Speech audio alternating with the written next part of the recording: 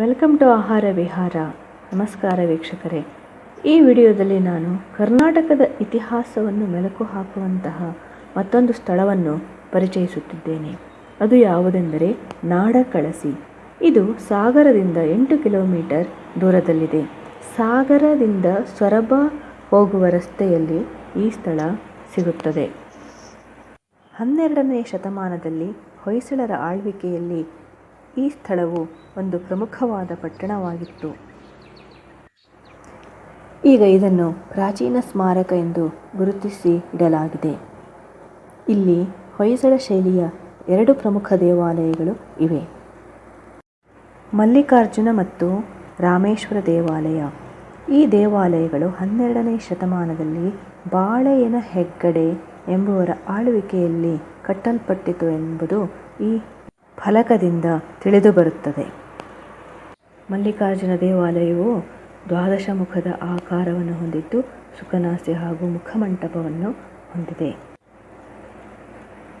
ಇಲ್ಲಿ ಕಾಣುತ್ತಿರುವುದು ದೇವಾಲಯದ ಹೊರಾಂಗಣ ದೃಶ್ಯ.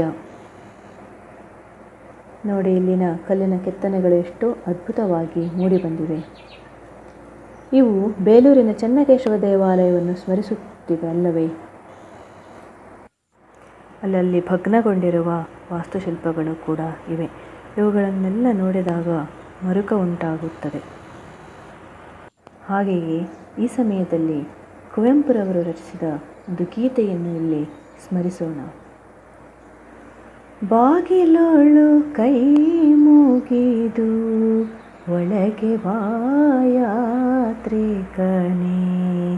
ಶಿಲೆಯಲ್ಲವೀ ಗುಡಿಯು ಕಲೆಯ ಬಲೆಯು, ಕಂಬನಿಯ ಮಾಲೆಯನು ಎದೆಯ ಬಟ್ಟಲೊಳೆಟ್ಟು, ಧನ್ಯತೆಯ ಕುಸುಮಗಳ ಅರ್ಪಿಸಿಲ್ಲಿ. ಬಾಗಿಲೋಳು ಕೈ ಮುಗಿದು ಒಳಗೆ ಬಾಯಾತ್ರಿಕನೇ.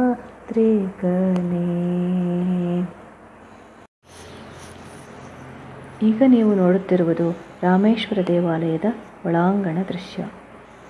ಇಲ್ಲಿನ ಒಂದೊಂದು ಕಲ್ಲಿನ ಕಂಬದ ಕೆತ್ತನೆಯೂ ಕೂಡ ಹೊಯ್ಸಳ ಶೈಲಿಯ ವಾಸ್ತುಶಿಲ್ಪದ ಮೆರಗನ್ನು ಬೆರಗುಗೊಳಿಸುವಂತಾಗಿದೆ. ಹೀಗೆ ಕರ್ನಾಟಕದಲ್ಲಿ ಆಳ್ವಿಕೆಯನ್ನು ಮಾಡಿ ಹೋದಂತಹ ಒಬ್ಬೊಬ್ಬ ರಾಜವಂಶಸ್ಥರು, ಉದಾಹರಣೆಗೆ ಗಂಗರು, ಕದಂಬರು, ಚಾಲುಕ್ಯರು, ಹೊಯ್ಸಳರು, ಇವರೆಲ್ಲರೂ ವಾಸ್ತುಶಿಲ್ಪಕ್ಕೆ ಕೊಟ್ಟಿರುವಂತಹ ಕೊಡುಗೆ ಅಪಾರವಾದದ್ದು. ಈ ವಿಡಿಯೋ ನಿಮಗೆ ಇಷ್ಟವಾಗಿದ್ದಲ್ಲಿ ಲೈಕ್ ಮಾಡಿ, ಶೇರ್ ಮಾಡಿ ಹಾಗೂ ಚಾನಲ್ಗೆ ಸಬ್ಸ್ಕ್ರೈಬ್ ಮಾಡಿ. Thank you.